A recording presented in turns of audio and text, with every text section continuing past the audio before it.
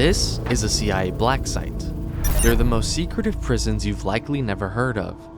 They don't appear on any maps, they have no official name, and most of the US government doesn't even know they exist. Inside, detainees are beaten, sleep deprived with loud music, and kept in small cages for up to 14 days. For years, the CIA used black sites to torture suspected terrorists. These were called enhanced interrogations, and for a while, they insisted it was working.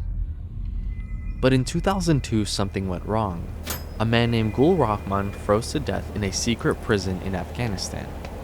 He was soaked with ice water until he died. The CIA claimed he was suspected of being a terrorist, but as of today, there is still no evidence. Gul Rahman was only the first death the CIA admitted to, because this wasn't just one prison, it was a global network. 54 countries, secret airports, underground cells, and some even in the middle of the ocean. But why did the US need secret prisons? And why go to such extremes to keep them hidden? Today, I'm taking you with me to show you what actually happens inside the CIA's secret prisons. On my orders, the United States military has begun strikes. See, the whole thing just exploded. It's horrible. To understand, we have to start at the very beginning.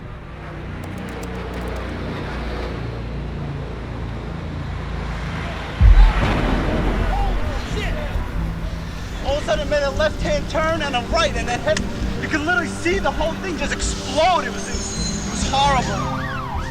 In September 11th, 2001, a group of radical extremists hijacked 4 planes, crashing 2 of them into the World Trade Center. Nearly 3,000 people died. Some were incinerated instantly.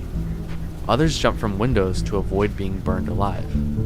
For many, this was the worst moment in American history.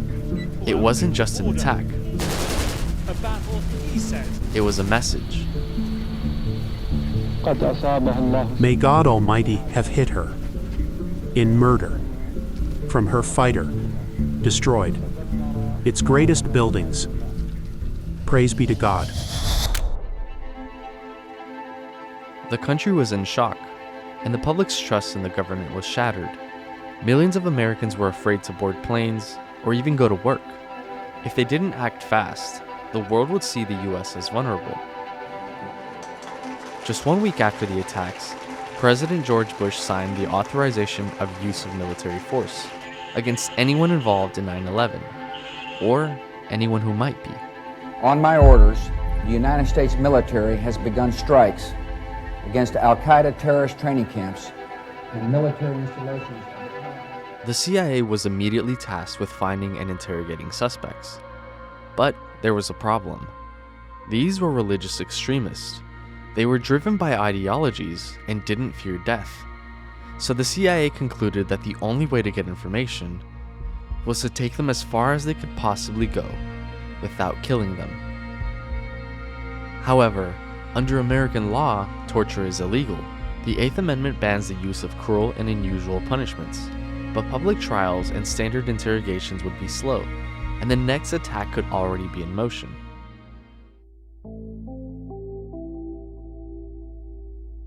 This is Jose Rodriguez. For the last 25 years, he's worked mostly in the shadows. Eventually, he's promoted to oversee the CIA's narcotics department. But after 9/11, everything changes. As the US scrambled to find suspects, Rodriguez's background made him the perfect candidate. He knew how to operate off the books, and he wasn't afraid to get his hands dirty. By 2004, he became the director of National Clandestine Services. This gave him direct control over the entire system. He was responsible for capturing suspects and overseeing interrogations. In the drug wars, Rodriguez dealt with cartels and corrupt governments, where extracting information often meant using force. So to him, terrorists were no different. The first CIA prison was Detention Site Green. It was located in Thailand on a former US military base left from the Cold War. Here, the CIA began testing enhanced interrogation techniques. And if you listen closely, you can hear them.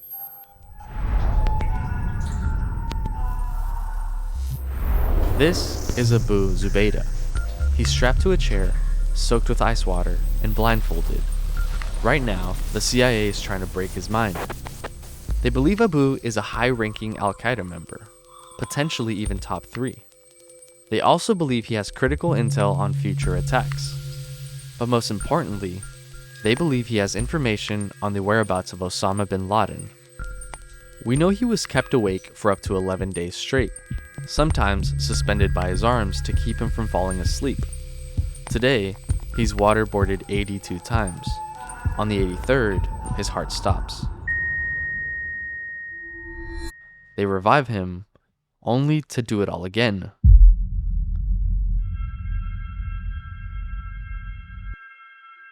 Despite enduring some of the most extreme torture ever, Abu Zubaydah didn't die. He's actually still alive.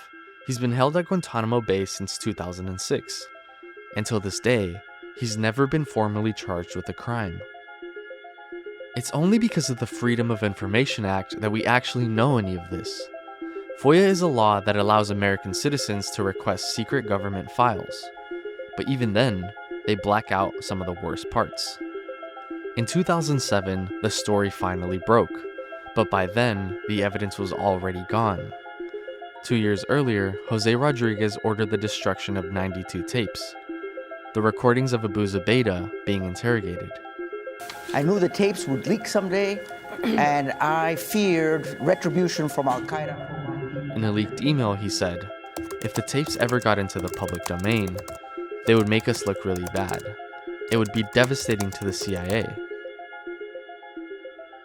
But what was in those tapes that would have been so devastating? Our guess is that it was much worse than just waterboarding. Even with a difference in public opinion, the CIA still justified their actions. They claimed they made a few terrorists uncomfortable to save thousands of lives. We made some Al-Qaeda terrorists uncomfortable for a few days, but we did the right thing. However, someone inside the CIA had seen enough, and he was about to expose it all. So much so that he would become the first and only CIA officer to be jailed for leaking classified information on the black sites. You're on your back with your feet at a slight incline. There's some cellophane or material over your mouth, and then they pour water on this cellophane. You feel like you're choking or drowning. His name is John Kiriakou, and in 2007, he publicly confirmed that Abu Zubaydah was tortured. He had been subject to harsh techniques, then euphemistically called enhanced interrogation techniques. I told him that I had a moral problem with them, and I did not want to be involved. For this, he was convicted of international espionage and served 30 months in a federal prison. Over the years, countless whistleblowers have leaked information about what actually happened behind the black site walls. Some have been myths, others have been jailed, and some have disappeared. I remember being tied on the wall, handicapped on the wall. I couldn't go up. Because so many whistleblowers were silenced, it's hard to tell what's real and what's fake. But just how far did the CIA go to keep the black sites hidden? Here's what we know. In order to keep everything hidden, the CIA even created fake airlines. On paper, these were just private services, but in reality, they were transporting people. One company, Premier Executive Transport Services, had no employees, no offices, just a post box. In some cases, planes would even disable their radar systems. This made them invisible to air traffic control.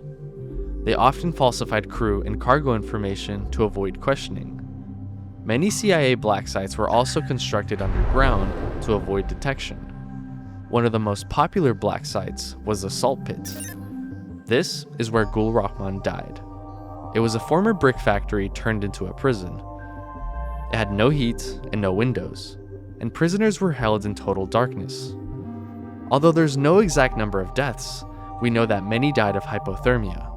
Reports reveal that prisoners were purposely kept in cold conditions to break them down. But what happened beneath the salt pit was only the beginning.